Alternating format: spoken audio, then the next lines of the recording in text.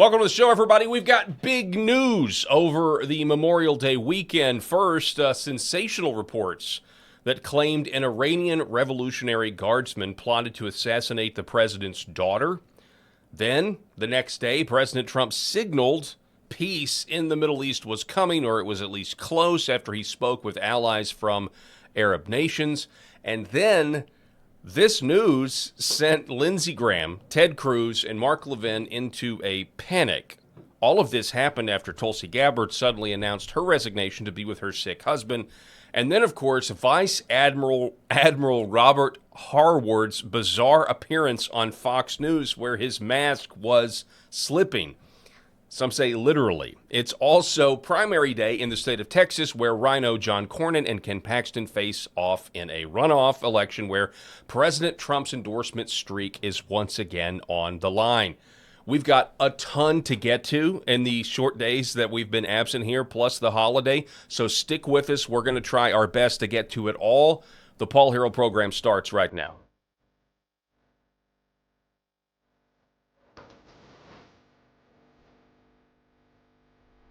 The Paul Harrell program. All right, ladies and gentlemen, welcome to the show. Broadcasting live from the great state of Arkansas here on LFA TV.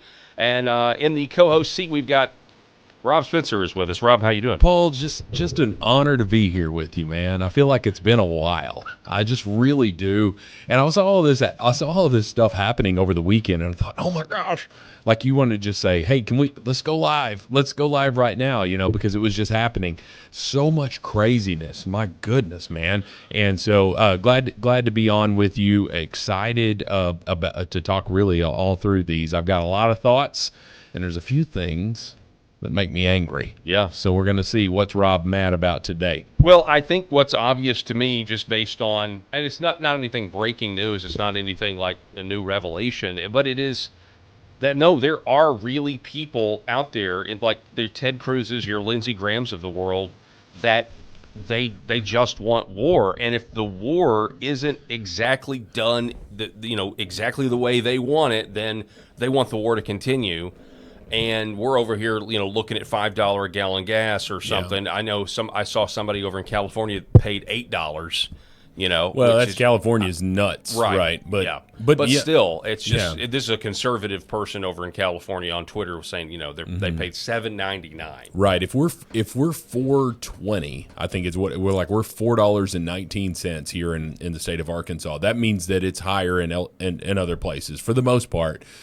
Because we just have a really low cost of living here. But I'm pretty sure that the feelings on war were solidified, like the feelings of the masses were solidified in a song that went, "Wall, huh, good God, y'all, what is it good for? Absolutely nothing." Right? Yep. I mean, Lindsey Graham, the only reason that he wants the war, let's just be honest, Lindsey Graham is getting rich off of wars. Lindsey Graham is a warmonger. I've said it. I've been screaming it. I pray Mark Lynch somehow knocks him off the perch, because Mark Lynch is an absolute hammer that would be fantastic in the United States Senate. But I don't know. That's in South Carolina, that primary. When's that election coming up? So that primary is June the 9th. June the 9th. So 2 weeks from today. Yeah, so we're coming up on that. Huge primary today in the state of Texas. We've got to get rid of these warmongers and rhinos. Now, I like Ted Cruz overall for the most part. And I know that probably he's coming from what I would say a place of, hey, we've got to make sure that the threat is completely knocked down. But what are you going to do? You're going to blow up the whole damn country? That's the thing. It's like, I know that's what you want, but that can't happen without either nuking them or going with ground troops, which are going to cost thousands of American lives. Like, it's obviously a stalemate. It's obviously a quagmire, and Iran is not Afghanistan. They're not Iraq. They are a different type of country. They also clearly have, ironically, the topography advantage. And I say ironically because I've made this comparison before. The Strait of Hormuz is not unlike the hot gates of Thermopylae with Leonidas, the mighty 300. I know that's a physical battle, but this is an economic one. Well, yeah, I mean, you're like sending it into this It kill is, zone. and it's ironic because the Iranians are the descendants of the Persians, and they're using a Western tactic with Xerxes. Yes, and he was very effeminate. And it is what it is. And look, people said that this was not going to be quick and easy. But I think there were some that thought it would be quick and easy, and here we are. And what conflict? I mean, very few conflicts actually are. I mean, we Venezuela. had I think that's like that. Venezuela was, we were in and we were out, but that's Venezuela is not Iran. You're an ant. Like a Venezuela is just an ant that could be squashed at any moment. It's not Iran. Iran is a power. It's got a lot of weapons. Far as we know, it doesn't have a nuclear weapon, and that's what Donald Trump is trying to prevent. And you gotta ask yourself, like so many times, I think we all get just really frustrated at the no new wars promises of Donald Trump.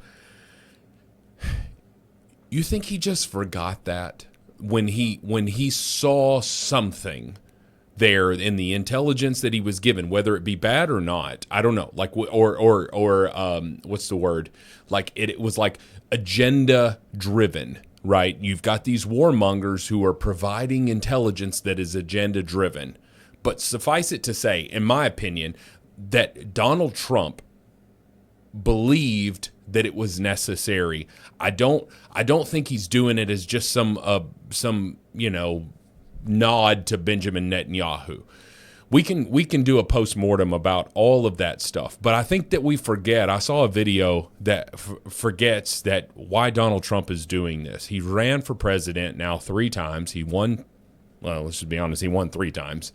Donald Trump won the presidency 3 times. He was given it twice, and he's not taking a salary for this, and he is he benefiting because it's the most power? You're the most powerful person in the world. Yeah, I mean, any businessman wants power. It's at a certain point, money just becomes a number. It doesn't really matter if you're a billionaire or a multi-billionaire or whatever. But anyway, I caught myself over the weekend saying, this is the man that I have voted for 3 times.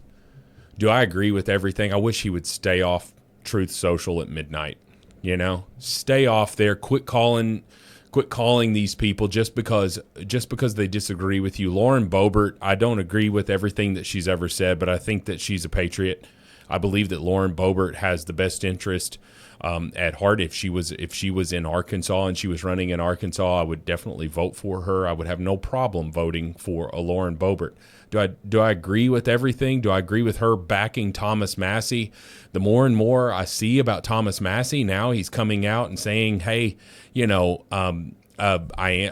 said he was not going to run for political office again, but now he's filed for political office to run in 2028. So, and for him to have these principles that he had, I'm going off on all these side tangents here, Paul, but stick with me. It's been a busy weekend. It has been, but There's this is so all much this news. Yeah, all this stuff just kept going through my mind, and I just said, you know what? For Donald Trump to come out so hard against Thomas Massie, it was not because he just disliked him personally.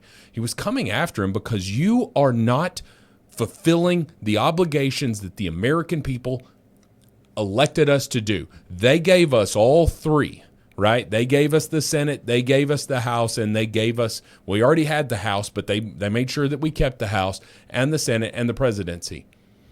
And Thomas Massie was a no vote on all of these times. Like when we needed you the most, you were a no vote.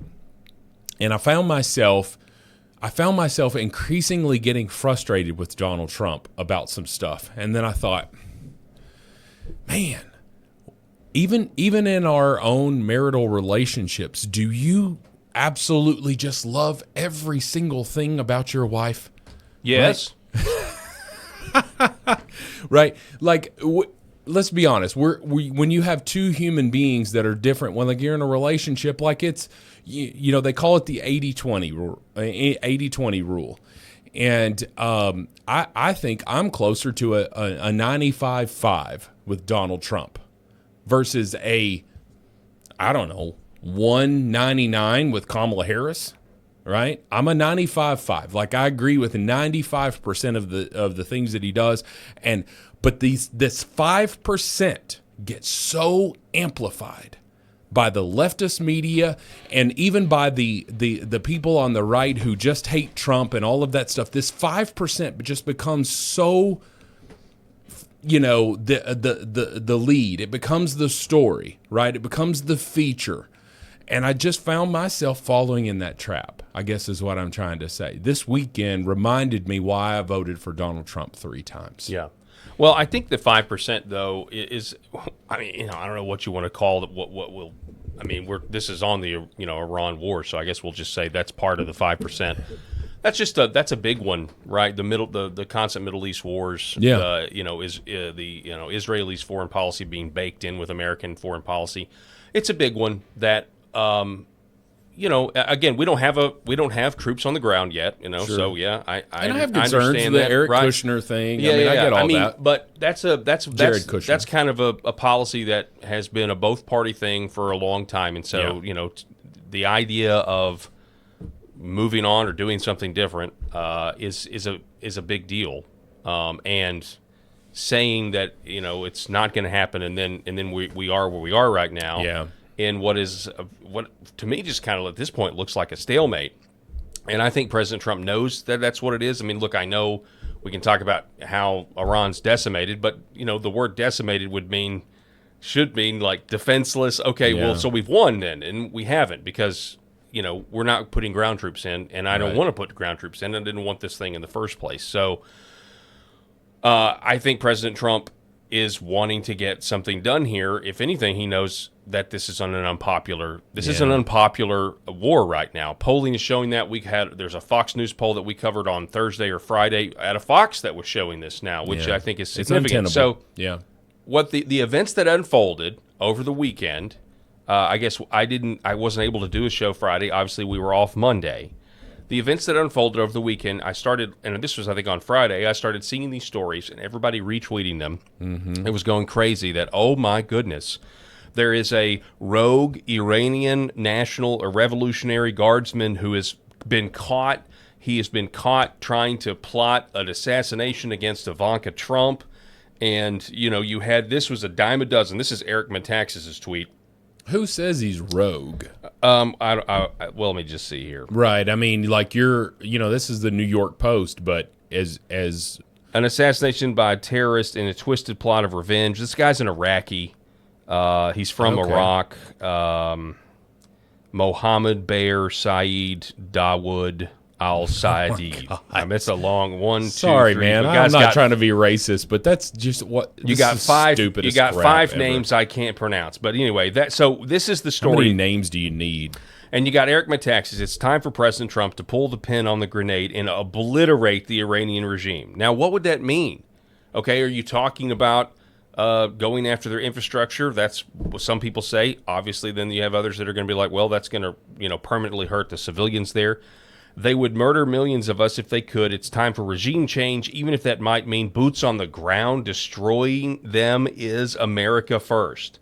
So you had stuff like Eric. this. You had stuff like this going on, and I'm just like, okay, I'm going to be real. Like, this is, what I thought when I saw, and this wasn't the only one. You know what I thought? I was like, man, we must be really close to a peace deal. I mean, that's what I thought, because all of this stuff gets amplified as another reason. We've got to give President Trump a reason war machine. to turn it back on, to get back to bombing, to get back to fighting. That's a great point. It was everywhere. It was like a light switch went off, and everybody was talking about this plot. Yeah. And I think I'm right in this, because it wasn't until the very next day, on Saturday. By the way, Luke Radowski says, if there is a ploy to get Trump to bomb Iran, they would make a story like this possible. This story could absolutely be true, but I want to know more details. Me too. Everybody knows that Ivanka is the apple of his eye. Yeah. Like, everybody knows that. Following it for years, and if you want to float that out there, like, he's a big fan of Barron too, right? He really likes Barron. Yeah. But Ivanka, if you want to float that out there, if you're a war machine that's saying, oh, you don't want to do a peace deal with them. They're trying to kill Ivanka. Yeah, they're trying to kill your daughter. Yeah, So it's clever. So that was the day before. The next day, I'm at my dad's birthday party. Yeah, you were right? texting us, and it was yeah. that afternoon. It started to come across. And by the way, it was very interesting. Diverse group of people. Friends, family, getting their take on the war. Guess what? Boomers, Gen Xers, millennials, they don't like it. Yeah. So you had all these generations. Yeah. You're like, I got everybody represented. Some of the boomer sentiment was shocking. Was not what I expected. Anyway, Were they like enough is enough? Let's. well, yeah, I mean, and specifically mentioning Netanyahu's influence over Trump, and then I was like, wow, that's coming from somebody who is 65 or older. You don't see that a lot. Anyway, this is a post from President Trump. So this kind of gives us more context to this other news that we had with Ivanka. He says, I'm in the Oval Office at the White House where we just had a very good call with President Mohammed bin Salman of Saudi Arabia. Mohammed bin Zayed, I'm not going to read it, the United Arab Emirates.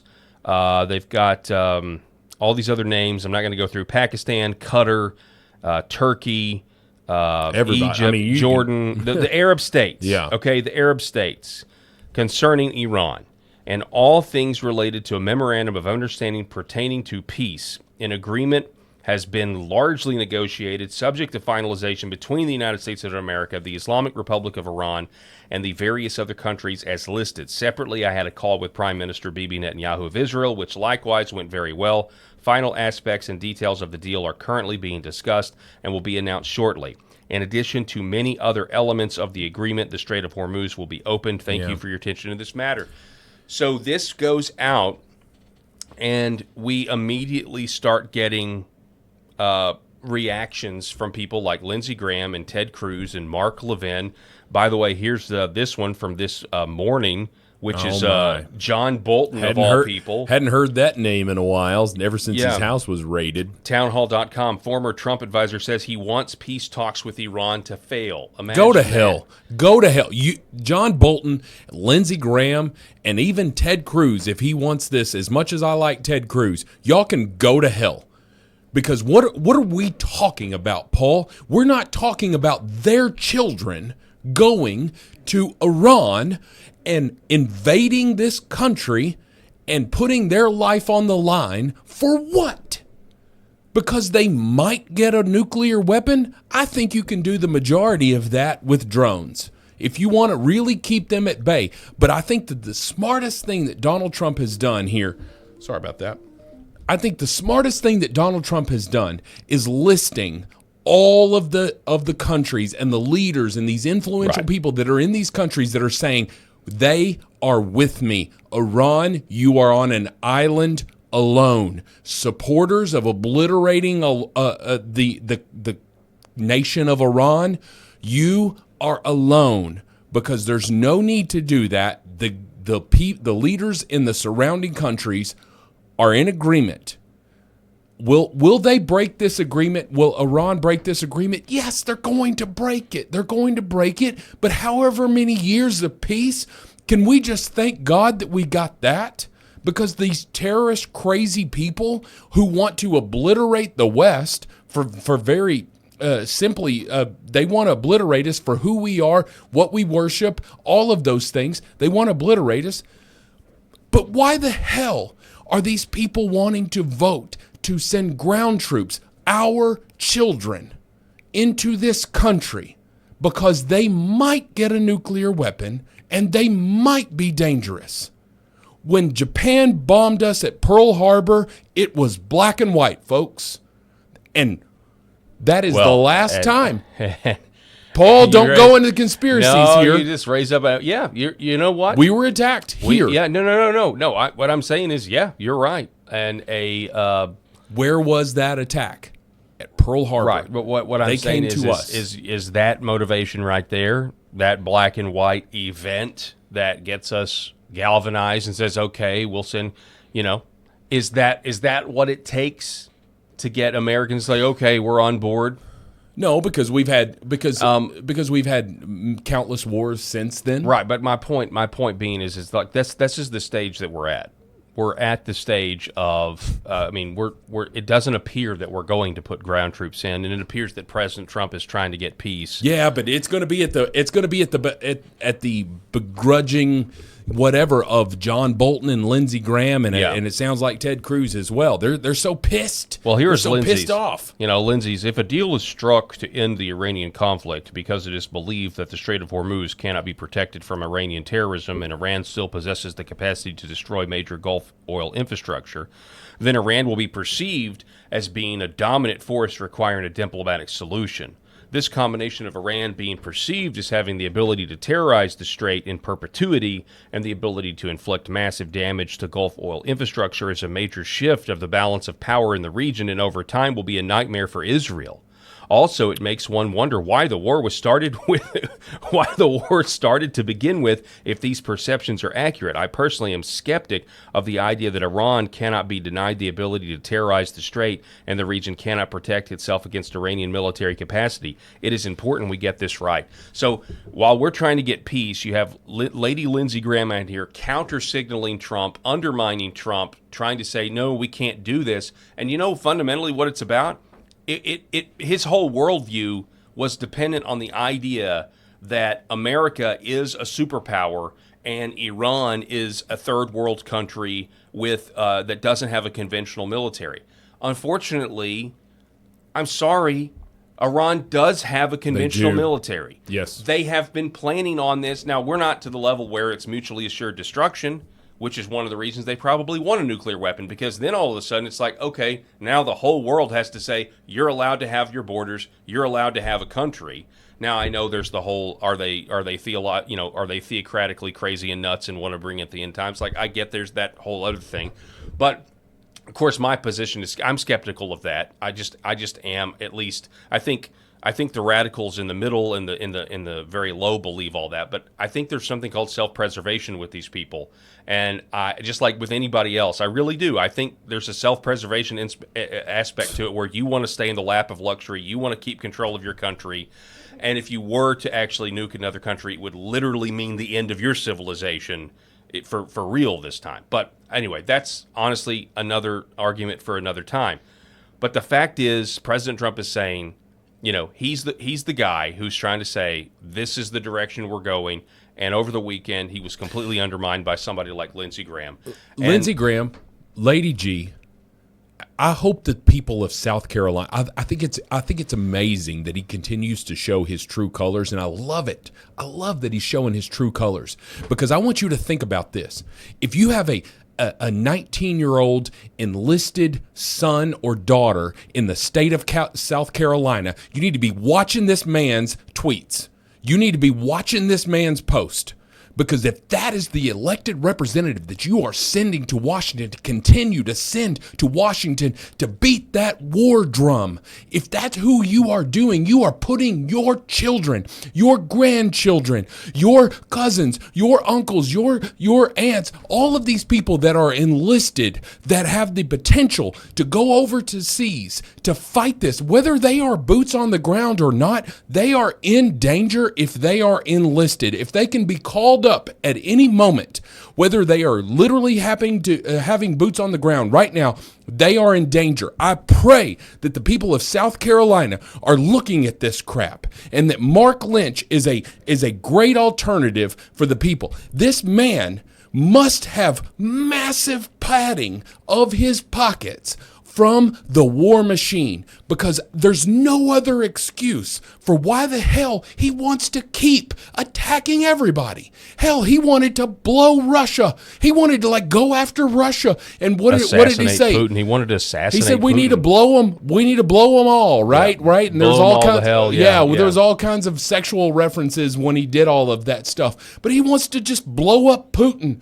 What the hell? That man has the most nuclear weapons of any country on the face of the planet. What are you doing? Quit listening to Lady G. It just shows you how fragile, too, his whole worldview is. Like, the idea that this ends with, oh, yeah, the country is still a country with its own borders and sovereignty is unacceptable to them. but it also goes to show you how the whole Lindsey Graham's entire plan was all about escalation. This was not they all knew it. This was, well, let's get involved and let's start dropping the bombs, knowing that they can't actually get the type of regime change they want with just bombs, knowing that this will have to cost American lives. And it's already cost 13, by the way. Yeah. And I'm remiss that I didn't mention that as we were celebrating Memorial Day or going into Memorial Day weekend, because that's 13 that we know of. Yeah. But here's Jack Posobiec in response to this. Many of the people who urged the president into Iran intervention in the first place are the first to oppose his negotiations. Yep. Not only is this ungrateful, it undercuts all of Operation Epic Fury's military successes. Thank you, Jack. That is exactly my rant. My whole rant could be solidified right there. The same people who are pushing us into a war with Iran are the same ones who don't want it to end.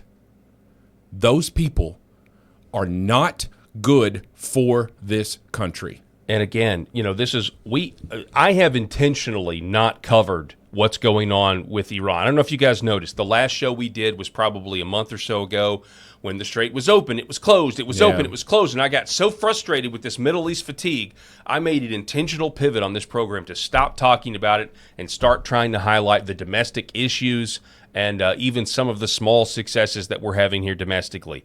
And on this show, because it was a big news day, we're talking about it.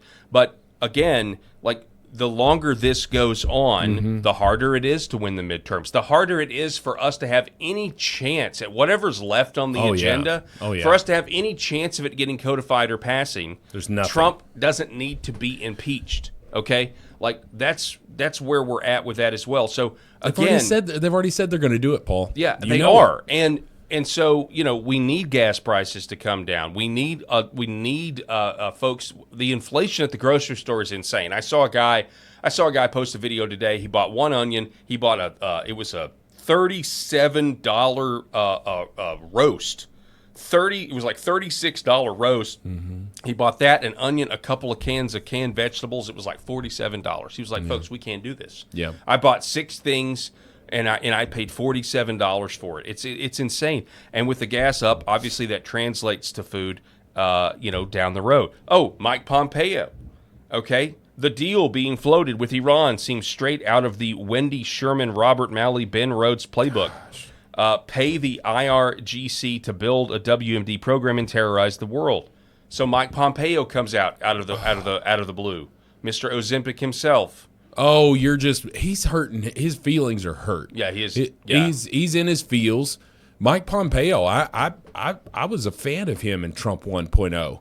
Yeah, but he ended up being a snake. He ended up being a snake, and we didn't know it. Yeah, we didn't know it. Donald Trump Jr. said it best. He goes, as crazy as it was that we didn't win in 2020.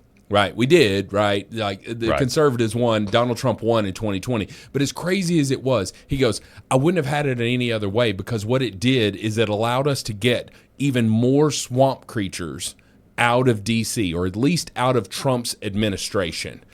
I've not really seen a whole heck of a lot of swamp creatures. I've seen people who are inept, i.e. Pam Bondi, right? I've seen that, but I haven't seen a whole heck of a lot of swamp creatures, but they all came out. John Bolton? How the hell was John Bolton ever trusted with anything? That dude wants to blow up the damn world. Well, and then why again? I know he's been indicted, but it's so frustrating. Like, Bolton's been indicted, and yet these people are still going on CNN to give comments. That just blows my mind. Like they're still legitimate. And it's absolutely maddening. Yeah. Aaron McIntyre. So we're primarying Ted Cruz, Lindsey Graham, and everyone else who turned on Trump tonight, right? Well, listen. No. No. I mean, yeah, we are primarying Lindsey Graham. Right. But Trump has still endorsed Lindsey Graham, right? So Yeah. that's another. I don't know what you want to call that. I don't know. I will never understand. I'll never understand it ever. Derek Evans, former J6er, crazy to see how many U.S. senators are upset with potential peace. I hope everyone sees them for exactly who they are.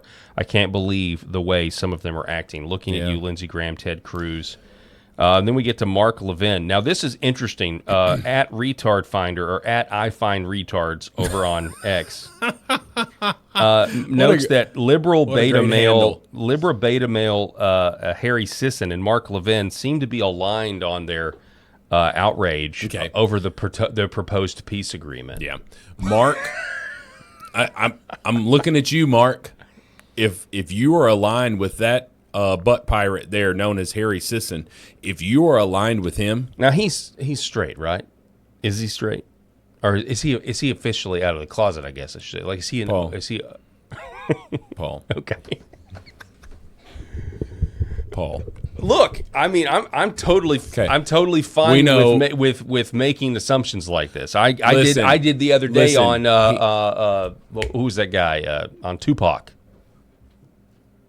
And Justin. Oh, I heard that. That wrecked my world when I heard that Tupac was gay. Well, he could have been. It was, very interesting. But anyway, go ahead. Anyway, regardless, Harry Sisson, he may present as a person who likes women. There you go. He presents. Okay? He presents as a person who likes women.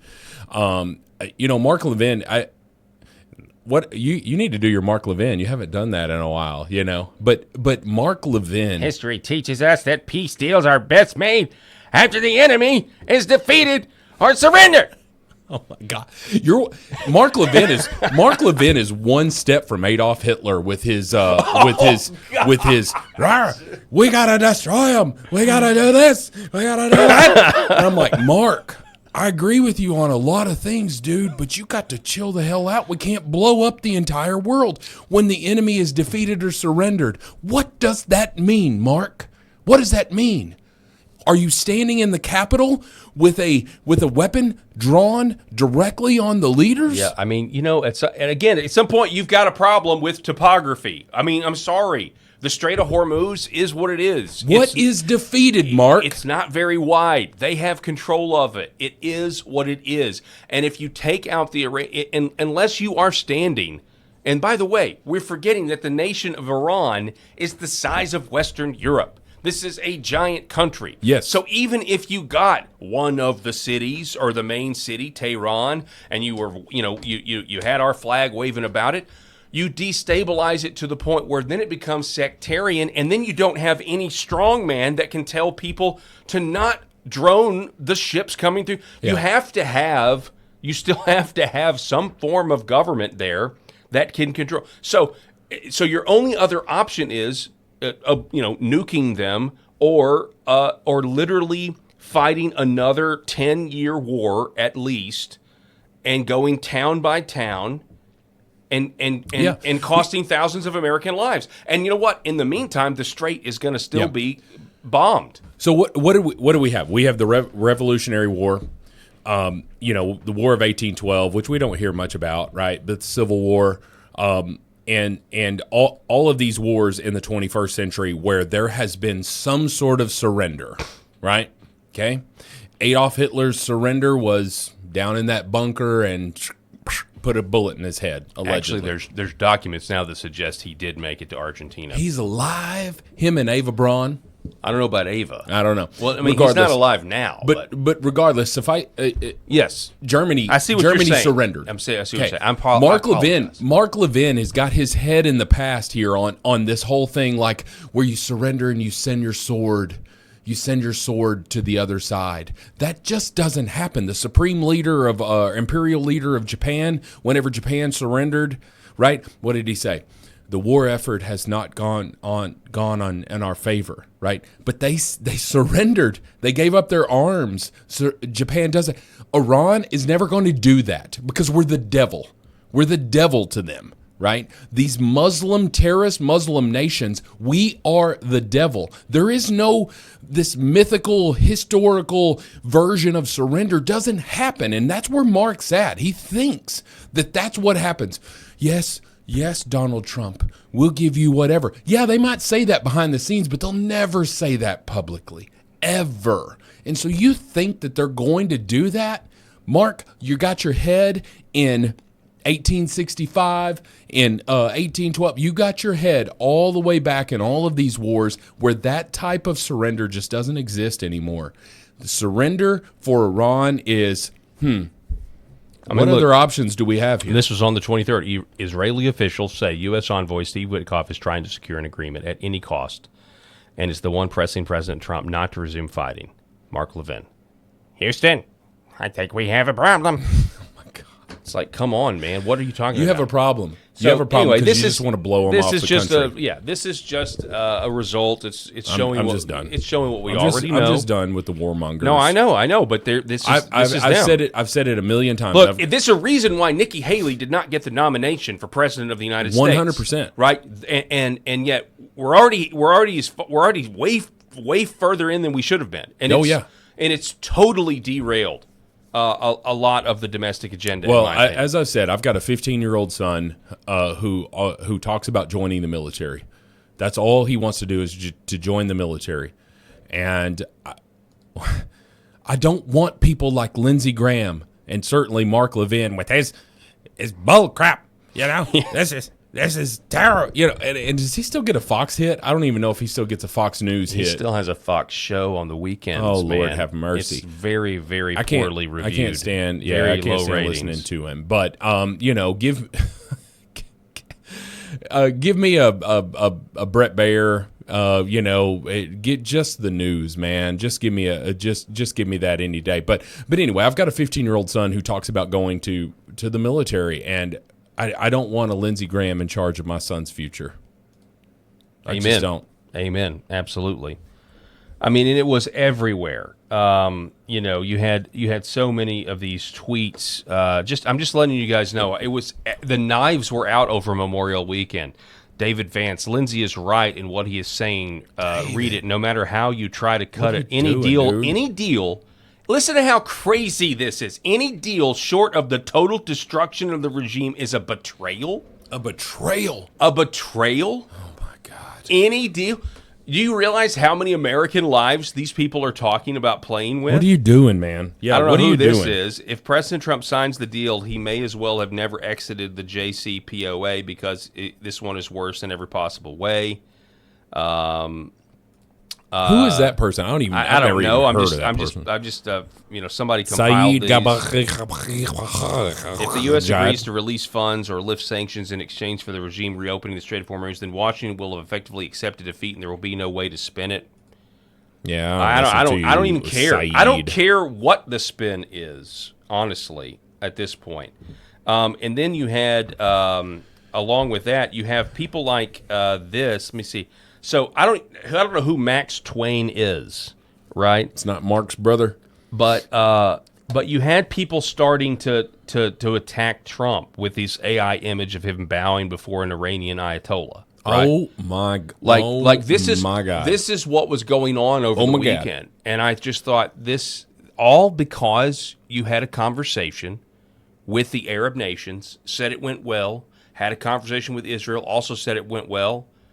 And said that, hey, we think we've got something here. And X went absolutely nuts. And again, keep in mind of the timeline. It is the timeline here that has me. I'm sorry. This is what I think happened. There were rumors that peace was near. So all of a sudden, we get this story about Ivanka Trump potentially getting assassinated. It's almost like the October surprise. Yeah, it's in that same mentality. Oh no! You don't want to do this. Look, they'd kill your daughter. They'll if they kill could. your daughter. Then we have the what do we got? We have the news. Okay, well, we may have peace. Then you have the total meltdown. Then you have this. And by the way, all of this was happening on the heels of Tulsi Gabbard announcing her resignation, which was awful. Awful. Yeah, and we understood why. Matter of fact, we're going to take a break. We're going to reset. We're going to come back and talk about Tulsi Gabbard. Okay. Sound good to you? Sounds good. Okay, don't go anywhere, folks. This is the Paul Harrell Program. Back here in just a moment after a quick break. Thanks so much for being with us. For centuries, light has been used to heal.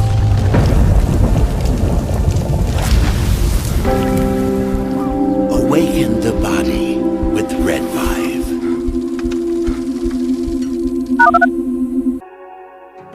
The other things that we're seeing, more and more use for is even vascular issues. So one of the mechanisms that red light, near infrared light, or red vive works is stimulation of the mitochondria and stimulation of nitric oxide production. So when nitric oxide is released in cells, it vasodilates cells. It reduces inflammation. It moves blood. It brings blood flow to areas. So folks that have issues with ulcers or burns or wounds, it can help stimulate increased blood supply, and you need blood to heal. So that can open up different avenues for peripheral artery disease, for neuropathic pain syndromes. And so that's one of the other areas for nerve injury or nerve pain that we can leverage this type of medicine. This is our family dog, Bubba. He is a Shorty Jack Russell, and he brings a lot of love and laughter into our home. We just want to thank Pet Club for making healthy food and treats for our animals. Bubba has been on Pet Club food for a little over a year now. He really likes the Sequoia dry food, and then I put a scoop of the Sequoia wet dog food in there with some hot water and stir it up, and he absolutely loves it. And he likes the mush puppies, but his ultimate favorite is the antlers. Those keep him busy for a really long time, and he really likes them. It makes us feel really good that the food and treats that we give him have healthy ingredients in them, because we want him to be around for a really long time. Our previous dog was a lab, and his name was Titus, and we fed him in bulk, and we would just get his food from the big box grocery stores. And unfortunately, that food wasn't very healthy for him, and he ended up getting cancer and passing away. So we didn't want to make that mistake with Bubba, so we were really fortunate to find Pet Club and find some really healthy food for him to eat. So we would just like to thank Pet Club, and we just really appreciate the healthy food that they make, so we can keep this guy around as long as we can. Behind every precious life, there was a choice. Behind every family moment, behind every special memory, there was a choice. A life of joy, a life that is beautifully and wonderfully made. At 7 Weeks Coffee, we are funding the pro-life movement, one cup at a time. Will you let your coffee serve a greater purpose?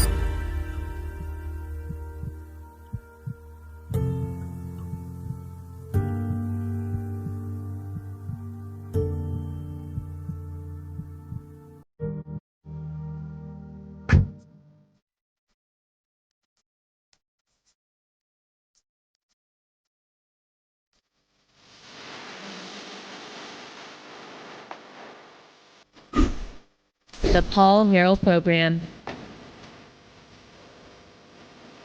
All right, welcome back, ladies and gentlemen. I hope everybody had a fantastic Memorial Day weekend. I know I did. Barbecued my little socks off and had a blast. Rob, did you spend any time? What'd you do on Memorial Day? Okay, so on Saturday, I smoked a Boston butt.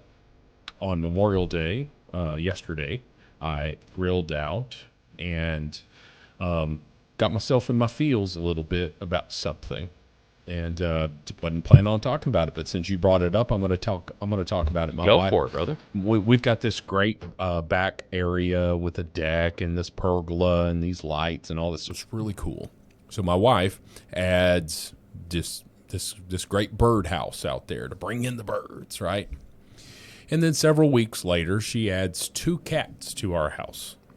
Okay, and I just said, listen, honey, I'm worried about these. It's like the lambs to slaughter here. You've brought these birds in here, and now we've got these predators. And sure enough, it happened, because those cats will bring you. They bring you the carcass, right? Yes, yeah, they bring it to you.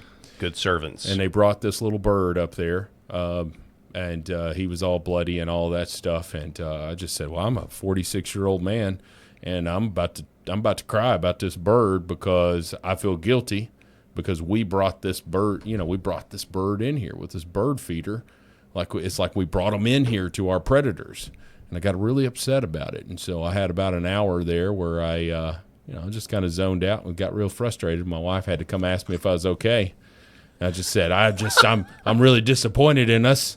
I'm disappointed in what we've done, And so, yeah, has nothing to do with it. Memorial Day has nothing. It just happened yesterday. You just had a wake for a bird. I'm still a little salty about it today, just to be honest with you. It's one of those things. This circle of life, as they say. No, that's what my wife said. She said it's the circle of life. And I said, listen, are those cats going to eat that bird? No, they're not going to eat that bird. They just killed it for no reason, just to say they did it. Just a trophy. Wow. Move on. I can't handle this. That's great. So real quick, I don't mean to belabor the point, right. So you want the cats and the birds to be separate. You want either no cats or no birds. I can't stand cats. I don't like cats anyway. We got a dog. We got a lab, Bucky boy. I go get him on Wednesdays. We know now. I don't have to miss the show to go get him. But anyway. Okay. Well, anyway, you understand. I want these cats to stay away from these birds. I got you. Leave them alone. I understand. If you're going to kill them and eat them, okay. Even though these cats are well fed, you're going to kill them and eat them. All right. Well, what can I say about the circle of life? But you're just killing them to be killing them. Yeah. Well, so we got a cat. I'm not a cat person at all. But this somebody said give Rob a tampon. I can't deny that. I think most men listening to this are like, what in the heck is going on? I was just listening. That cute little bird. There's nothing wrong with that. Oh man. Well, so we got a cat. I went on a deer hunt for 4 days and came back, and there was a cat that my family had picked up, and they know. I mean, if I'd have been there, there's no way. But this cat, I've always not liked cats because cats are not like dogs. But for whatever reason, this cat is like wants affection, will come when you call it. And we had some snakes. We had some rat snakes, that got born in the spring. And she ferreted those things out. So, if anything, that's a good service because I hate snakes. They've killed about 5 moles in my yard, and the moles in my yard make me feel unchristian-like. I'm just telling you. Yeah, I hate them. We got say some unchristian-like things with moles. Okay, so Tulsi Gabbard, we got news over the weekend. When was this? Was this on Friday too? That's right. Yeah, tell us how you feel about this in the comments, and I will try to read some of those on air as we wrap up this story. So, as we've said, Tulsi Gabbard has been really just a consistent bright spot within the Trump administration this entire time. Under Tulsi Gabbard, we have found out about the Obama and how he ordered the fake intelligence assessment that basically corroborated the lies of the Hillary Clinton campaign. Mm-hmm. We know also now about Eric CIA Ramella, who, by the way, I think was involved in that, but also involved in Trump's, Ukraine impeachment over the phone call with Zelensky and everything else, and how that was moved on without evidence and coordinated with the Democrat chairman of HIPSI, Adam Schiff. So we know a ton, and there have been criminal referrals referred to the DOJ. Tulsi Gabbard has done her job, and she's not finished yet. She's got another 34 days left on her job. She says she's going to continue to unveil and uncover a lot of things. We hope that she does. There have been people, the same people that are all for a war with Iran, that could spiral and out of control, are also ones that appear very skeptical of Tulsi Gabbard because she has been an anti-war voice, somebody that fought in Middle Eastern wars herself and went over there and served. She has a perspective that a lot of this is should be handled diplomatically, and is what it is. So you had the reports that she was going to be fired.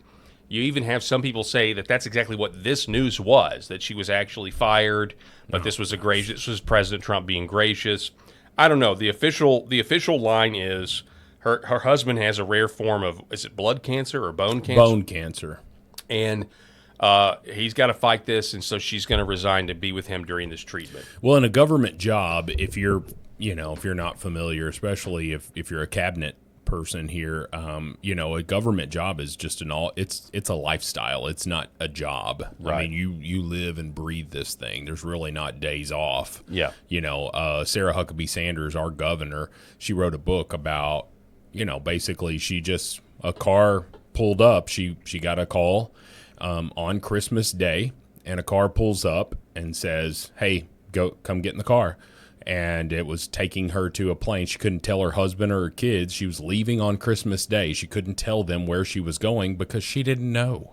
She didn't know until she was in the air and they were going over to the Middle East to celebrate with the soldiers on Christmas Day. She had no clue, right? That's what it's like to be a cabinet person, or in her case, press secretary. But that's what it is. So if these reports are true, which it sounds completely legitimate to me, that if your husband or your spouse of any kind is dealing with a rare form of cancer, what are they going to do when you're just not there? Yeah. Right? You're just not there. And then, so what I look at is Donald Trump's post about her versus other people who have left his administration, whether it be Trump 1.0 or the second one. Well, yeah, I mean, there's literally no way you could be mad. If you're President Trump, there's no way you should be mad or unsatisfied with Tulsi Gabbard, because she's literally proven that you were framed for treason. Mm-hmm. And that there was a color revolution run by the intel oligarchy against you and the American people. Yeah. We now have that. Now we're going to be sitting down soon with the chairman of the House Permanent Select Committee on Intelligence, Congressman Rick Crawford. We're going to be sitting down with him soon, and I believe next week you'll get to hear that interview here on LFA TV and YouTube and Rumble. Yeah, it's going to be interesting to see who the replacement is. Well, that's the thing, is Congressman Rick Crawford is on a short list of four names that I saw. Yeah, of potential replacements. Now, whether that's the real short list or not, who knows? He would be a great fit because he's already worked well. Do you think he would take it? I think he would. Yeah, I would hope so. Just the fact that it was Rick Rick was the one sitting on this report that he and Devin Nunes compiled, but Nunes could be a replacement, by the way. Nunes could replace Tulsi as well. He's definitely a favorite of Donald Trump. And he stepped down a couple months ago from the Truth Social job that he was at, CEO, I think. Yeah. So there's a lot of moving pieces here. I am upset. Yeah, I mean, I'm disappointed. I'm going to take the reports at face value. I think, obviously Tulsi Gabbard now has a pathway to go run for whatever she wants to run for. And the neocon pro-war in the Middle East, flank of the party, they're not going to support her at all, right? Obviously. Right. But I think that the true conservatives, the true patriots, realized what she was doing. Like the people that that elected Donald Trump and all of these people are like, hey, we're tired of the swamp. Yeah. Well, give us a Tulsi Gabbard. And to actually highlight all of the great work she's done, we can best do that by showing you a report about how the CIA was spying on everything she was doing, even down to the keystrokes on their computer. Independent journalist Catherine Herridge filed this report over the weekend as well. Headline, exclusive, strong indicators CIA was tracking DNI Gabbard team emerged months ago.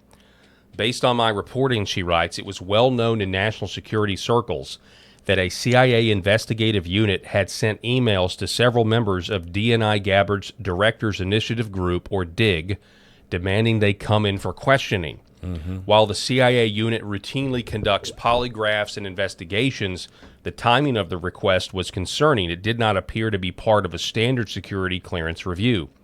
The alleged CIA monitoring of Directors Initiative Group was described by tracking every keystroke on their government computers and devices. Now, we know these programs exist because of Edward Snowden. He revealed a program called X-Keyscore that does just that, even your delete button. So while there is no expectation of privacy on government computers and users often see a login on warning, it did not appear to be routine counterintelligence work by the CIA. In recent testimony before the Senate Homeland Security and Governmental Affairs Committee, chaired by Senator Rand Paul, CIA senior operations officer and whistleblower James Erdman III alleged that the CIA illegally spied on the computers and phones of Directors Initiative Group, along with their investigations and contacts with whistleblowers. The dig investigated. Now, what were they investigating? JFK assassination, RFK assassination, MLK assassinations, the origins of COVID-19, Crossfire Hurricane, how Obama framed Trump for treason, the Biden administration's domestic surveillance, and then anomalous health incidents and unidentified aerial phenomenon. So UAPs and anomalous health incidents have to do with supposed direct energy weapons or these next-gen weapons, Havana syndrome. And we'll talk more about this. So Erdman, the whistleblower, provided detailed testimony about the DIG's investigations into directed energy attacks, also known as Havana syndrome or anomalous health incidents. This was not the first time the CIA appears to have been monitoring DIG communications. Individuals involved in our AHI investigation discovered third parties were listening in on secure phone calls at intelligence community facilities. In one instance, it was during a conversation with a whistleblower. These incidents were also reported in counterintelligence channels, and DNI IT experts confirmed that reproducing what occurred on the secure phone calls required an IT engineering work order. Someone had to request a technical change to the infrastructure. During its investigation of AHIs, again, directed energy weapons, my reporting reveals additional allegations that the CIA denied DNI Gabbard's investigators access to key analysts and officials still working in the CIA building, as well as relevant, highly classified intelligence held in compartmented programs. I also understand that requests to review internal CIA correspondence communications regarding the Biden-era AHI intelligence assessments included whether the intelligence was manipulated and the findings altered. That was blocked.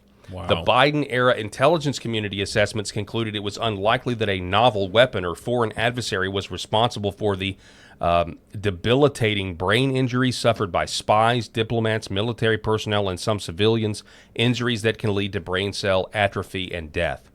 As I reported in February, a DIG report and findings into directed energy attacks were finalized and prepped for release, but there was strong intelligence community resisting it. We're still hopefully going to get that report between now and when Tulsi Gabbard leaves. The report is still not public. Judicial Watch is suing for the records.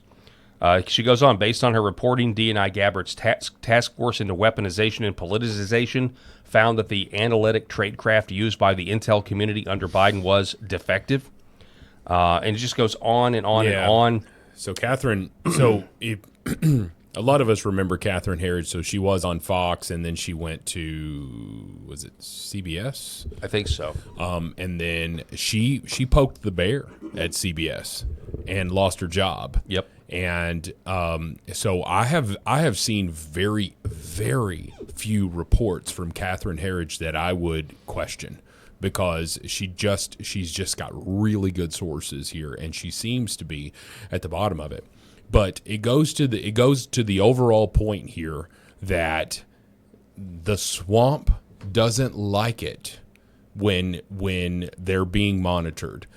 And Tulsi Gabbard was coming in. She was coming in as the hammer. And what did we see? And so we're seeing this in the comments as well, and I'm going to read some of these in just a second. But what did we see Tulsi do? She almost immediately confirmed what we all knew, that Barack Obama had ordered this fake intel report. She confirmed all of this. Now we're still waiting on the perp walks, but the DNI doesn't arrest people. Yeah, exactly. Right. So she's got to send that to the Justice Department. But where is that accountability? I hope that it comes from all of the work that she's done. Yeah, I mean, like you're exactly right. In a perfect world, you already have a DOJ. Pam Bondi wouldn't have dragged her feet. I don't think Todd Blanche, I mean, he's done some good things that are surprising, but I don't trust Todd Blanche. The point is, she has fulfilled her role in the way that Republican voters expected her to do. Correct. Now, are there more conspiracies? Thomas Crooks, everything else? Yeah, there's more stuff, but she has fulfilled her role in a way that I think most people who believe that the government is corrupt and constantly lying to us and they always get away with it. And so she's performed that role well. And it was up to the DOJ to do something about it. Right, and Rick Crawford sat in that chair and said, "I was so relieved that finally I was asked about this information because Rick has been on the Intelligence Committee for how many years since he was on the committee during the first Trump administration. I want to say 2018. That's the date that comes into my head. I feel like that's what he said to us, but regardless, he's been on there for 8 years, so he had all this information. He was so frustrated that Adam Schiff would get this intelligence, many of it classified, and then go out and speak to the gaggle of reporters. And he was so frustrated by that. So Adam Schiff needs to be, arrested as well, as we've talked about. But anyway, so Rick Crawford said he was so relieved that the DNI would actually, hey, let's investigate this further. And she requested some information. He said, I'll bring it to you right now. Right? And so that's our local Congressman, Rick Crawford, and he's right in the thick of it. Also, Tom Cotton, our Arkansas senator, is also the Senate Intelligence Committee. So we're all involved in all of this stuff. Tulsi was such a huge, important part of that. And I don't think that people truly realize how much of a shakeup she was doing behind the scenes. Well, normally, yeah, you're exactly right. Normally, I can't say it's unprecedented because I don't know. I think it's unprecedented in terms of public reporting. The DNI, which is supposed to be able to monitor the intelligence from the CIA and the other redundant intelligence agencies, most of the time, from what I can tell, the CIA knows that the DNI is on their side. Oh, yeah. Oh, yeah. Because they're kith and kin. The NSA knows the DNI is on their side. Yeah. But this was the first time where it was very obvious that the Director of National Intelligence knows there's corruption, illegal activity, and wants to know where the bodies are buried, and are now going to use her access because she has access to all of what they have. Yep. And the CIA said no. In this instance, the CIA always wins. Yeah. Well, I agree with that. But what Tulsi was doing was she was airing dirty laundry, and they didn't like it. There's dirty laundry that exists, of course, that we know that it exists, but it happens behind the scenes and they cover it up. Tulsi was airing that dirty laundry, and it's so disheartening because to have somebody like, do you think, I feel like the next person is going to fall short of what Tulsi was doing. I'm going to read some of these comments here. Logan 23 was like, Tulsi was amazing. Wanda Wilson, she was saying that I really hate that she's leaving. She's one of the good ones. And, others going on. No Wimp say, I hate to see her go. Also, I'm so sorry. No Eva Braun, which is funny that, that's funny. That's somebody's handle. No Eva Braun. I'm so sorry about Tulsi's husband. That's awful. I also think it's possible to give someone cancer, given the dedicated of research. I'm sure. Just saying. So there's another conspiracy theory. Like, hey, we can't kill Tulsi?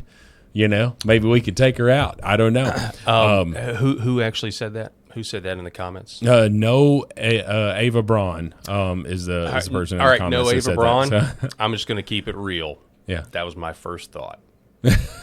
Are you serious, Paul? Yeah. You thought somebody gave her husband cancer? That was my first thought. Okay. There's been a long-standing conspiracy theory that Ronald Reagan was given Alzheimer's after he left office, so that he would no longer be a political force. That's incredible. Yeah. So I don't know, but the idea that they don't have weaponized forms of cancer is naive. I would say they 100% have weaponized forms of cancer. If that's your goal, you would that would be like one of the first things you would study, try to develop if you're an intel agency and you're going against theoretically you'd be going against foreign interests or the Soviet Union or whatever, and then of course it gets weaponized against own Americans because no government, and I'm going to say this again with maybe the exception of a few, like North Korea, but governments are not monolithic, and we forget that. We like to assume our government's not monolithic. Our government's in this soft civil war, a cold civil war right now. Other governments are the same way right now. Well, we've said it. We've said it a million times. Do you think that the senators and members of the House and the president are actually in charge? You know? Yeah. No. I mean, because there's this behind the scenes swamp. You know, whatever you want to call these bad names for these individuals, but they've got agendas, and that's what they're going to do. Yeah, they're going to, and it's all about power. It's all about control, and it's all like, yeah, we'll let you be a senator. We'll let you, or no, we don't. We don't have enough dirt on you to allow you to be a senator. Yep. You know, Bad Moon said, I was talking to my barber yesterday, and we decided that the America is on the road to recovery if we can hold the nation good for the next 24 years.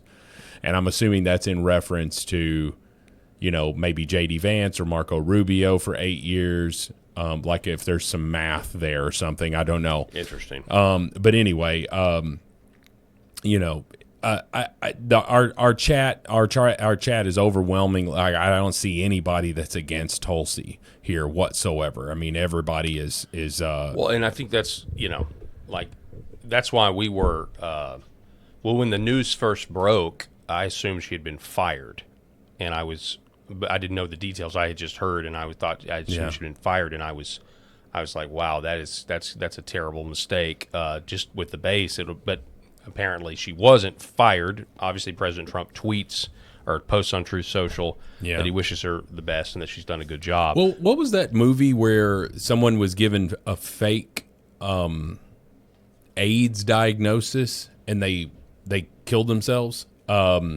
Oh my gosh! Somebody help us in the comments there. There was a movie where there was an individual that was given this fake AIDS diagnosis so that he would be out of the picture, and he killed himself. And he was, you know, whatever, and he was like standing outside of his car, and there's like a lake in the background.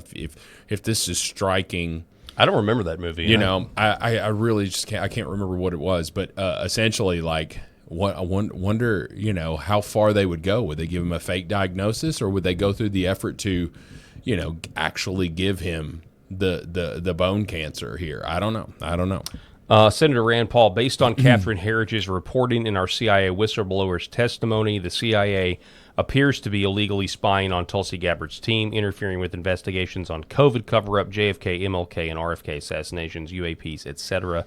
We've got to get to the bottom of what they're hiding. Yeah, well, isn't that the whole goal? I mean, you know, JFK famously, reportedly said, I want to shatter the CIA into 1,000 pieces and scatter it through the winds. I mean, that is the goal here. That's been the goal since his assassination, and Tulsi Gabbard represented the culmination of that. Let's hope it's not the zenith of that. Let's hope that there's more to come, because our nation is run by the intelligence agencies, and until they are brought to heel and publicly put in jail, The Net is what they're saying that movie is. Yes, I remember that movie, The Net. Julia Roberts, right? Wasn't, or no, Sandra Bullock. Sandra Bullock, her competitor at the time. Yeah. Yes, Sandra Bullock and The Net, when she, in the beginning of that movie, ordered pizza online at the very beginning of the movie, she was able to order pizza online. That was like the first iteration of, I mean, it was like getting beamed ordering up onto the Enterprise. Like, that's how crazy it was. Yeah. This lady's so technically savvy that she orders pizza on the internet. Yeah. I love our chat. They thank you so much. Yeah, they help us anytime we're stuck on, you know, just these the remembering of this. I agree. The chat, let's go on to this awesome. crazy story. My 15-year-old son has got theories about this. He's bringing this up. I was like, dude, your algorithm is showing you this. He's like, yeah, I went down a deep dive of it, and I was just going on all this stuff. Yeah, he's all right. So here's the deal. This is Vice Admiral Robert Harward. And he went on Fox News over the weekend, or maybe on Friday. No, this was Thursday. This happened because Eric and I did the show Thursday, and this came on my feed right before we went live. And I said, "That's a mask." Eric and I sat right here and had a debate about it. He was like, "No, that's not a mask. That's a shadow or whatever." And I was like, "Eric, no, you called it a mask." And there are still people out there, and I get it. Like a lot of people don't want to say that this is a mask because of the other questions that follow. If it is a mask, it's like, why? How? Like, and I get it, but forget that. Forget the why, although it's incredibly entertaining to think about that. Let's just establish what this is and what it isn't, okay? So he's on there stumping for the Iran war, by the way. And what people have done is, they've looked at this. So that was 3 days prior? Yes. Okay. So it's not like he went in and had plastic surgery in that short amount of time and Couldn't then have. botched his neck. Couldn't have. Let's see. I don't even know if there's audio. Get involved, but again, their interests are at play here, but so are European interests, the rest of the Gulf nations, and so far every has time on his hands. He's controls the narrative, he controls the strike capabilities, and he knows. I mean, the respiratory action here, when he inhales and it's moving, and the guy underneath there clearly looks a lot younger, just based on the skin there. And this, people try to write this off. Well, it's a green screen and it's a shadow. I'm sorry, man. This guy's flapping in the wind, and he looks totally different. Look at what his neck looks like 3 days earlier. It's all wrinkled the way you would expect. He looks 15 years younger on the right. He doesn't even look like the same person. Right. And so, there's been, by the way, this is a very well publicized version of this, but there's other instances that have happened. I don't have them pulled, but there's other instances that have happened, not necessarily with him, but with other people where they've thought, hey, is this a Mission Impossible style mask? The CIA, back on the CIA, it's documented that they put, they're artists that put people in disguise. It's part of statecraft. It's part of espionage. It's what they do. And so I don't have any answers other than, here's another one. Let's go into a Zoom here. So here's the clip. Term effects on the regime and the people of Iran. So he's been very astute in leveraging that time. And so I don't see it as negotiations. It really is capitulation. That's a man, baby. Yeah. That's a man. And so what was interesting about this, Rob, as Greg Stitchfield, he said that he was going to have the Admiral on his show. Yeah. He told me personally he is not wearing a mask. Yes, Robert Harward. We called him. We asked him, what is up with this video online that shows this wild cut across your neck that looks like a Hollywood mask? He says he doesn't know what it is. He said he's not wearing a mask. He wished he had a mask, but he agreed. Yes, it looks crazy. So I said, hey, come on the Real America's Voice show tonight. Prove to us you're not wearing a mask. So you know what? The Admiral said he's in. He'll be on tonight, Real America's Voice, 7 p.m. Eastern time. This interview, I'm looking for. Except for what happened. He canceled. He canceled. He's like, he canceled. He told me personally he is. It's like the mass conspiracy gets bigger. Admiral Robert Harwood canceled his appearance. He told Grant Stitchfield directly that he would do Lord. it.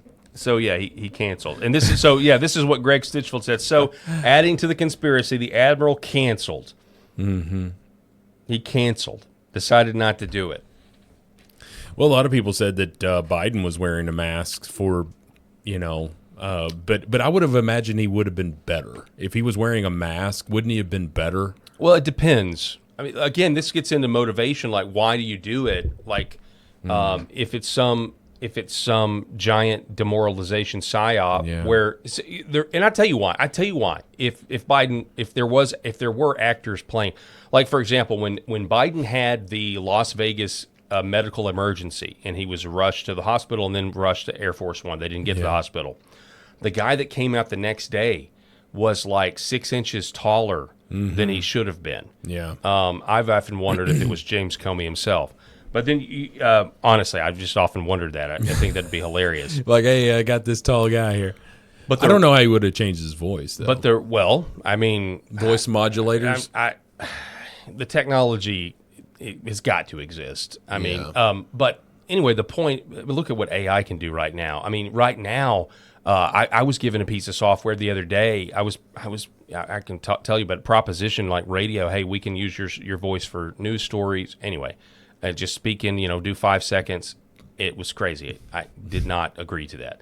But the point is, when he came out there, you say, well, if he's wearing a mask, why wasn't he better? Well, the reason is because it was if you are the puppet master, Joe Biden was like a totalitarian's dream because he's in charge. Yeah. But he can't He's be not held really in charge. He can't be held accountable. So you are literally able to do all of the evil things you want to do with government, blame it on Biden, and then he's a bumbling idiot and so you don't really know who. He's the shield for the people behind him. Mm-hmm. And so it's perfect where he gets all the blowback for the open border, but he's a bumbling idiot that can't even, when he's interviewed by the inspector general, he's clearly not mentally fit to be held accountable by the DOJ. That's what they said. So it was a perfect dream. So that's why the characterization of him would still be, bad, would still be, I'm an Alzheimer patient, because it only helps those who are truly in charge never have to face accountability for their own policies. Yeah, they're saying in the comments too. John Yarder was saying, don't forget I guess it's broken chin, then normal chin, then broken chin again. Like, do you remember anything about the chin with Biden? No, I remember him having like a weird clump of skin that shouldn't have been frozen, like wrinkled, and then he had like a tab on his ear. I remember that one. Yeah. I'll say this. I said before any of the mask talk, I was like, that Joe Biden has different earlobes than the Joe Biden that, debated Sarah Palin. Oh, sure. Go back and watch the Sarah Palin-Joe Biden debate. He doesn't look anything close to the president of the United States that we saw for 4 years. Well, I mean, it's amazing. You can go back to the 90s and how,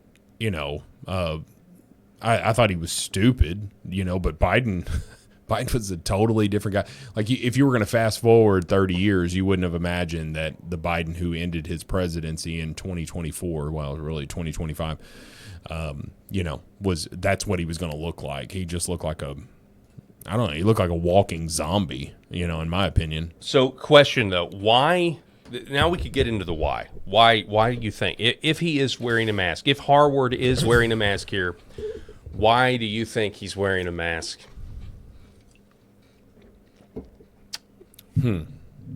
I can list off what I think. Okay. You want to go first? You go for it. All right. I don't know. I can just give you a few possibilities. Okay. Let's go with worst case scenario. It's probably somewhere in between these two.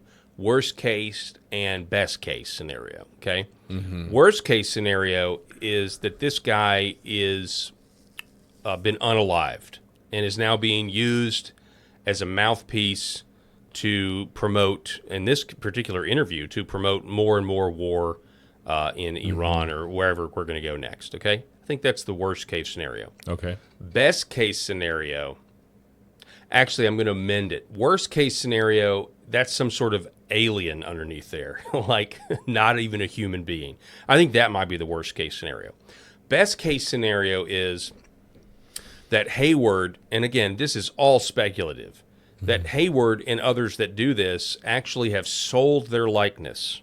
That Hayward's on a beach somewhere sipping Mai Tais. Could be. And says, hey, you want to use me for, pay me X amount and, do a mask. I don't care. I don't have to be there. I don't care what's said in my name. But I do have this career as a vice admiral. I'm credible. But I don't want to have to do the work. And so it's a service that's offered by these media companies that are actively deceiving us, or maybe not even the media companies, but, the intelligence services. So I think that would be the best case scenario for why he's wearing a mask, if he in fact is, and I believe in my own eyes, and I'm telling you, I believe that is a mask. You got anything? Or it's going to be one or the other, or a bunch of in-between possibilities there. It just could. It literally could be all smoke and mirrors, and the CIA, controlling things. Mockingbird Media, correct? Yeah. Operation Mockingbird. And so, could that be it? I've seen some extremely realistic looking, masks. They're. If you ever want to commit a bank robbery, just order you some of those masks and go in there and do all of that stuff. But anyway, I just think that that looks way too weird. I mean, his eyes look totally different. Yeah. The eyes on the left are not the same eyes. Like I would imagine a few less wrinkles, Yeah. right? Because when you're on television versus on a podcast or something, of course, I don't remember like the one that's the with the turkey neck here. Where was that? Was that on television or was that a podcast? Or do you know? Looks like, I mean, just by the lower third. Yeah, it looks like it's television as well. So maybe they've just got different. Fox News. If it's Fox News on the right, we've seen all those anchors, and they're all filtered up. Have you ever seen Martha McCallum, like a real picture of what she looks like versus how she's filtered up on the story with Martha McCallum? But anyway, so that's not a surprise that there's less wrinkles, around his eyebrows and all of that stuff. But the neck, I don't know how you could filter all of that, and certainly I don't know how you could make it look like a mask. Yeah, I mean, mask. This guy, could have gotten. I mean, the mask alone, you can't get. The neck is what it is. What the other stuff would have to be a ridiculous amount of Botox. But I think the eyes are different, and I think he's got a wrinkle. He's got these wrinkles right here, right above his eyebrows, that are for the most part totally gone. Well, Wanda ears appear to be the same. Yeah, Wanda Wilson in our chat there brought up a good point. Why is he wearing the same outfit 3 days later? Ooh, that's a good point. I didn't notice that. Yeah, he is wearing the same shirt. That's the same shirt, same jacket, Paul. Mm-hmm, yeah.